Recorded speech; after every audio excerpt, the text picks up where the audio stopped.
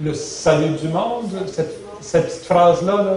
Puis moi, ça me donnait beaucoup parce que j'avais des ordres avec nous, les petits enfants. Oui. Oui. Pourquoi moi, je disais, d'être remercié Dieu pour tout ce que j'ai. Oui, oui, oui. C'était pour moi. Puis une de mes filles, elle avait 6 ans. Elle me disait, oui, j'ai dit merci à chaque fois que je prie au repos. C'est ça. Alors, vous voyez, oui, oui, c'est ça. Alors, vous voyez, ce que vous partagez, c'est que, bon, je dis, ben, je vais à la célébration eucharistique pour dire merci à Dieu. Oui, c'est vrai que j'y vais pour rendre grâce. Mais là, la petite fille, elle répond, oui, mais j'ai dit merci chaque fois que je m'assois pour manger. J'ai dit merci une soir avant de marcher. Alors, j'ai dit merci, je n'ai pas besoin d'aller à la messe. Puis, elle a raison. Elle a raison dans le sens que c'est vrai qu'elle dit merci. Saint Paul dit, toute notre prière, toute notre vie devrait être un acte de reconnaissance. Toute notre prière devrait être un geste de remerciement. Qu'est-ce qu'il y a de spécifique à propos de l'Eucharistie? C'est l'invitation que Jésus nous a faite de venir partager, de prendre le pain, de rendre grâce. C'est Jésus qui nous a dit, pour me dire merci, là, voici quand je mange, je voudrais que tu me dises merci. Voilà comment je voudrais que tu me dises merci. Puis à partir de ça, toute ta vie devient merci. Toutes tes prières de remerciement sont rassemblées dans la messe, puis découlent de la messe. Mais Jésus nous a dit, mais si tu veux vraiment me dire merci, voici comment je voudrais que tu me dises merci. En te rappelant du don que j'ai fait de moi-même sur la croix, puis en te rappelant, je vais le renouveler ce don-là, je vais me le donner à toi encore. Et tu vas faire ça, on fait ça pour la gloire de Dieu et le salut du monde. Tu sais, c'est tout ça, hein, ça c'est. Y a-tu des questions? Oui, oui. Pourquoi dans nos paroisses, on n'a plus la célébration de la parole quand il y a un prêtre qui est absent? Est-ce que les personnes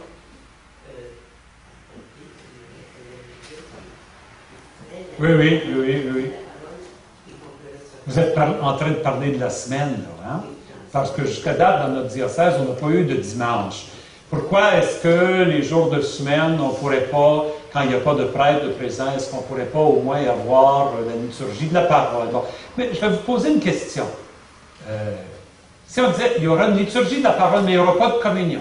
On va se rassembler pour ensemble écouter la parole de Dieu et on va prier ensemble et on va louer le Seigneur. Est-ce que vous viendriez? Peut-être que non, hein? Peut-être que non.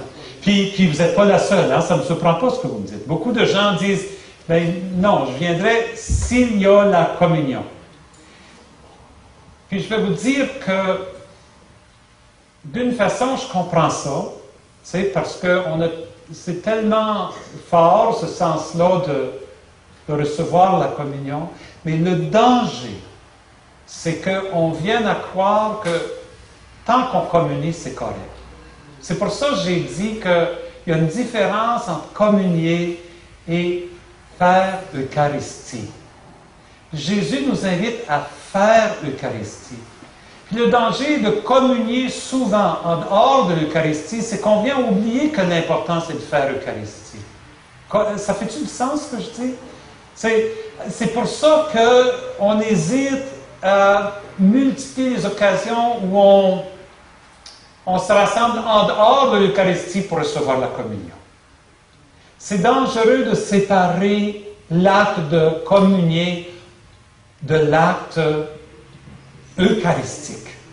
Parce que la communion, c'est le 4e des gestes. Si on le sépare toujours des 3 heures, après un bout de temps, on oublie le sens des 3 gestes, on oublie ce qu'on est en train de faire. Ça devient juste comme je m'en viens recevoir la communion, puis je m'unis à Jésus, puis Jésus se donne à moi. Ça devient ça risque de devenir quelque chose de privé. Quelque chose qui est renfermé sur moi, alors que faire l'Eucharistie, c'est l'ensemble du peuple de Dieu qui se rassemble pour faire ce que Jésus a fait le soir avant de mourir. C'est pour ça, j'essaie d'expliquer pourquoi on hésite à trop souvent. Je ne suis pas en train de dire qu'il ne faut pas jamais le faire. Il ne faut pas le faire trop souvent. Le danger, c'est qu'on viendrait à oublier que ce que Jésus nous a demandé de faire, ce n'est pas de communier, mais de faire l'Eucharistie. Les habitudes, hein? Les habitudes. Ça répond un petit peu à la question. Ouais. Puis ça vous lance le défi que peut-être il faudrait s'habituer à dire, ben, on n'a pas la messe, mais au moins on va se rassembler, on va écouter la parole de Dieu, on va prier, puis on ne recevra pas la communion. Puis c'est correct. On va se rassembler parce qu'on est disciples de Jésus. Jésus il a passé 3 ans avec ses apôtres. Tu sais, c'est juste au bout de 3 ans qu'il a partagé le pain et le vin avec les autres, tu sais, au repas pascal. Pendant 3 ans, c'était une liturgie de la parole tout le temps. Hein? Puis il était heureux d'être là autour de lui pour écouter sa parole. Mais nous aussi, peut-être ça serait bon qu'on s'habitue à se rassembler pour écouter sa parole, être nourri de sa parole, être renouvelé, transformé par sa parole. Puis quand le prêtre sera là, on fera l'Eucharistie. On fera l'Eucharistie, puis là, sa parole devient vivante d'une nouvelle façon en nous. Tu sais, j'ai pas beaucoup parlé de la liturgie de la parole. Ça vous a pas frappé? J'ai fait exprès un petit peu. C'est tout ça là-dessus que tu voulais poser une question? Je t'avais parlé des lectures. Les lectures? Parce que quand c'est la personne qui est là, qui doit faire la lecture, elle fait la lecture, elle nous parle de la parole de Dieu. Oui. Elle ne lit pas pour elle-même, C'est ça. mais c'est au nom de toutes nous autres. Oui. La personne qui est en train, la personne qui exerce le ministère de lecteur ou de lectrice, est en train de faire un travail, comment je pourrais dire, à la place de Jésus, pour commencer. À la place de Jésus. Le Concile Vatican II le dit clairement, quand les textes sont proclamés, c'est Jésus qui est en train de parler à son peuple. Et de la même façon, pas de la même façon, mais d'une façon semblable, au prêtre qui préside la messe dans la personne du Christ, chef de son Église, la personne qui proclame est en train de faire ça. Elle est un peu en train d'incarner Jésus pour nous. Sa voix devient la voix du Christ qui résonne dans nos cœurs. Jésus est en train de servir de sa voix. C'est pour ça que quand je suis lecteur ou lectrice, c'est important que je me rende compte. Je ne suis pas juste en train de lire un texte pour moi-même. Je suis en train de proclamer un texte au peuple de Dieu dans la puissance de l'Esprit Saint. Je devrais au moins commencer par dire, Seigneur, donne-moi ton esprit, là. Il faut que je fasse ça dans ton esprit. C'est pour ça que je veux me préparer pour bien le faire. Moi, c'est incroyable le nombre de lecteurs, de lectrices que je rencontre. Si je leur donnais un petit test après sur ce qu'ils avaient lu, ils ne passeraient pas leur test, tu sais. As-tu compris ce que tu as proclamé? Non, j'ai lu des mots. J'ai lu des mots.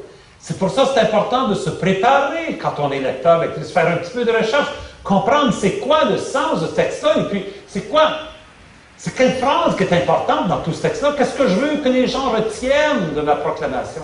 Parce que dans la proclamation de la parole de Dieu, c'est Jésus qui est en train de nous parler. Le Jésus qui fait se donner à nous, avec son corps et son sang, se donne d'abord à nous par sa parole. Par sa parole, qui nous éclaire, qui nous instruit, qui nous nourrit. Ça aussi, c'est très important. On a le sens souvent qu'on s'en vient juste écouter quelqu'un lire des textes. On ne se rend pas compte que c'est Jésus qui est en train de vouloir nous toucher le cœur avec ces textes-là. C'est la parole de Dieu. Puis la parole de Dieu, c'est pour ça, des fois, quand j'étais prêtre, jeune prêtre, je levais le texte après, à la fin de l'Évangile, tu sais, je levais le livre « Acclamons la parole du Seigneur », tu sais, comme si la parole de Dieu, c'était le livre, le texte. Mais de fait, c'est pas ça. La parole de Dieu, c'est ma voix qui est en train de toucher tes oreilles puis de rentrer dans ton cœur. Bon, c'est pas le livre, c'est l'événement qui vient d'arriver où j'ai parlé, puis il y en a qui ont écouté, puis il y en a qui ont été touchés. Ça, c'est la parole de Dieu. Acclamons la parole de Dieu. Louange à toi, Seigneur Jésus. Louange à toi parce que c'est toi qui nous parles. Louange à toi parce que c'est toi qui nous éclaire. Louange à toi parce que tu viens à notre rencontre une fois encore par ta parole. C'est bien important de